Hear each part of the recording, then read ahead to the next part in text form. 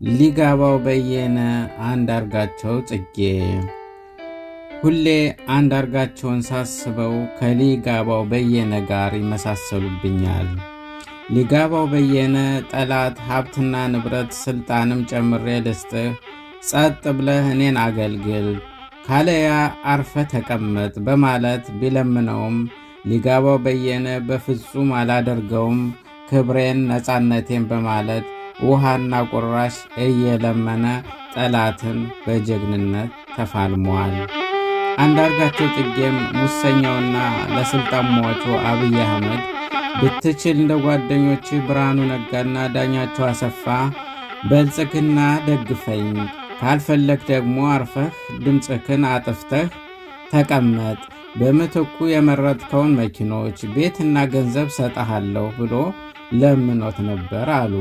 ዳግማዊ ሊጋባው በየነ አንዳርጋቸው ጽጌ ግን በሕዝብ ስቃይ የምደሰት ነፃነትን በጥቅም የምሸጥ ስብና የለኝም፣ ከዚህ ይልቅ ተሰድጄ እፋለምሃለሁ በማለት የሚወዳትን ሀገር ለቆ ወጣ።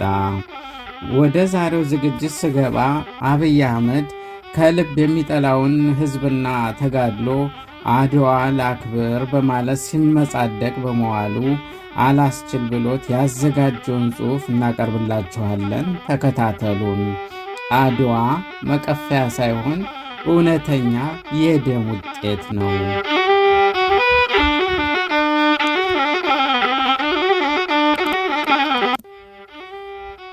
ሊጋባው በየነ ጠጅ ጠጣ ቢሉት ውሃ እየለመነ።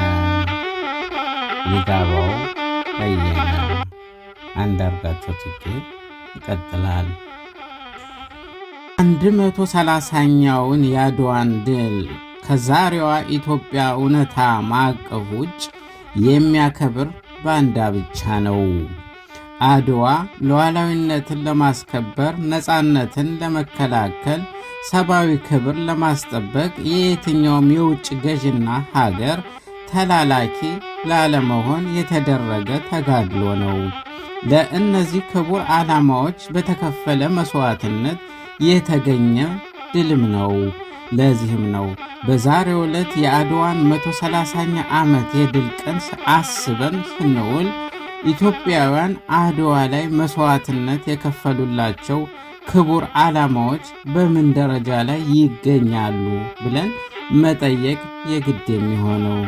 በጭፍኑ ኑ የአድዋን ድል እናክብር የሚል የማጃጃል ጥሪ የማይመቸኝ፣ እንኳን አደረሰን የሚሉ መልእክቶች የማይጥሙኝ ለዚህ ነው። በዛሬው ዕለት ይህን ሳልናገር ባልፍ ከሐረር ተነስተው በራስ መኮንን አዝማችነት መቀሌ ላይ ከጣሊያን ጋር በተደረገው ውጊያ የወደቁት የቅድመ አያቴ አጥንት ይወጋኛል። ዛሬ የአድዋን ድል በዓል ስናከብር ቀደምቶቻቸው አድዋ ድረስ ዘምተው ለሀገራቸው መሥዋዕትነት የከፈሉ ጀግኖች ልጆችና የልጅ ልጆች በገዛ ሀገራቸው ገዢዎች ጦር ሰራዊትና በልመና ገንዘብ በተገዛ ከባድ መሳሪያ ጀትና ድሮውን ይጨፈጨፋሉ። የእነዛ የአድዋ ጀግኖች ሴት ልጆችና የልጅ ልጆች ወሲብን የጦር መሳሪያ ባደረገ የአብይ አህመድ ጭራቅ የሰራዊት አባላት ይደፈራሉ። የእነዛ የአድዋ አርበኞች ልጅና የልጅ ልጅ የሆነው ገበሬ ቤቱ ንብረቱና ሰብሉ ይቃጠላል። የሚበላው እንዲያጣ ታስቦ በቤቱ ያከማቸው እህል ካፈርና ከቆሻሻ ጋር እየተቀላቀለ ይደፋል። በ10 ሚሊዮኖች የሚቆጠሩ የአድዋ ጀግኖች ልጆችና የልጅ ልጆች ያለ ውጭ ሀገራት እርጥባን በቸነፈር ከሚያልቁበት አሰቃቂ የሞት ጠርዝ ላይ ውለው እንዲያድሩ ተፈርዶባቸዋል። በሚሊዮኖች የሚቆጠሩ የአድዋ ጀግኖች የልጅ ልጆች የባንዳነት የዘር ታሪክ ባላቸው የዘመኑ ገዢዎች የጭፍጨፋና የዘረፋ ሰለባዎች ሆነው እትብታቸው ከተቀበረበት መንደሮች ተፈናቅለው በየካምፑ ምጽዋት እየተቀበሉ እንዲኖሩ ተገደዋል። ቀደምቶቻቸው ደማቸውን አፍሰው አጥንቶቻቸውን ከስክሰው በነፃነት ባቆዩት ሀገር የውስጥ የልጅ ልጆቻቸው ነፃነታቸው ተገፎ በመቶ ሺዎች በየእስር ቤቱ ታጉረው ይማቅቃሉ። ቀደምቶቻቸው አድዋ ድረስ ዘምተው ባነበሩት ሀገር ውስጥ የልጅ ልጆቻቸው የወቅቱን ስልጣን በያዙና ጣሊያን ዳግመኛ ስትወረን በባንዳነት ያገለገሉ የልጅ ልጆች አዲስ አበባን ከመሰለ ከተማ ቤታቸው እንዲፈርስ መሬታቸው እንዲወረስ እየተደረጉ ከከተማው እምብርት እንደ ቆሻሻ እየተጠረጉ ከከተማ ዳርቻ እንዲከማቹ ይደረጋል። በነገራችን ላይ አድማጮቻችን ሽመልስ አብዲሳ በፒያሳና በደጃቱቤ ሰፈር የነበሩ አማራዎችንና ኢትዮጵያውያን ጠርገናቸዋል፣ የሚኒልክ ዘበኞች ተጠርገዋል፣ አሁን የሉም ሲል በመጻደቁ አንረሳውም፣ እናስታውሳለን። ወደ አንዳርጋቸው ጽጌ ጽሑፍ ስመለስ ቀደምቶቻቸው የደም መባ ከፍለው ባነበሩት ሀገር ውስጥ ድህነትና ግፍ አላስቀምጥ ያላቸው የልጅ ልጆቻቸው በአራቱም የሀገሪቱ ማዕዘናት ለዘመናት ትውልዶች መስዋዕትነት የከፈሉላትን ሀገራቸውን ጥለው እየተሰደዱ ካሰቡበት እንዳይደርሱ በሚያደርግ ባህርና በረሃ ተበልተው ይቀራሉ። ቀደምቶቻችን ሉዓላዊነታችንን አናስደፍርም ብለው አድዋ ድረስ በመዝመት መስዋዕትነት የከፈሉላት ሀገር በሁሉም አቅጣጫ በሱዳን፣ በደቡብ ሱዳን፣ በኬንያና በጅቡቲ ሳይቀር እንደ ጋለሞታ ቤት ሉዓላዊነቷ ይገሰሳል።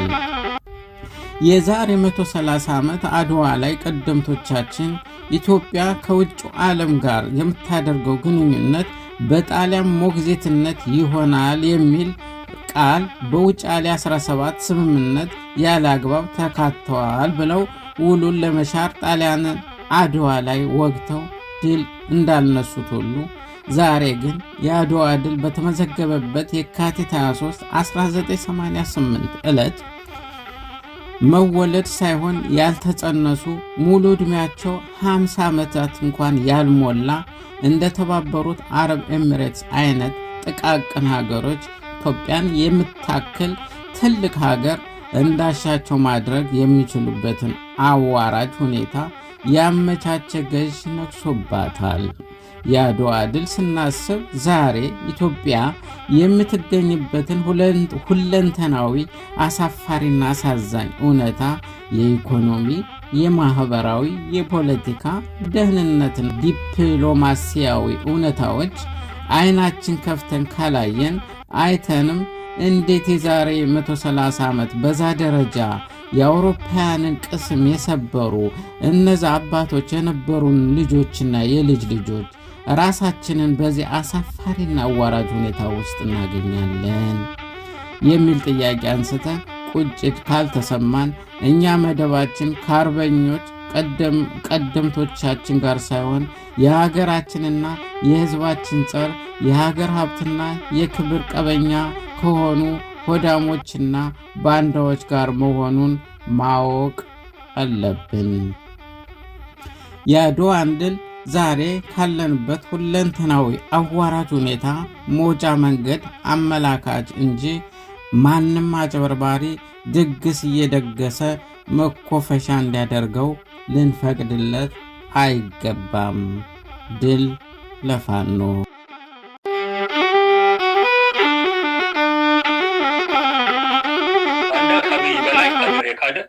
ከብል በላይ ቃሉን ያጠፈ ህዝብ የሰጠውን አመኔታና ድጋፍ በአጭር ጊዜ ውስጥ ስኳንደር ያደረገ አገሪቷን የነፍሰ ገዳዮች፣ የዘራፊዎች፣ የጡት ቆራጮች በዚህ ዘመን እንዴት እንደሚዘገነኝ ንገር እና በአጠቃላይ የህዝብን ህይወት በከተላቸው የኢኮኖሚ ፖሊሲዎች ሲኦል ያደረገ ሰው በዚህ በታሪካችን አይተናነቅም።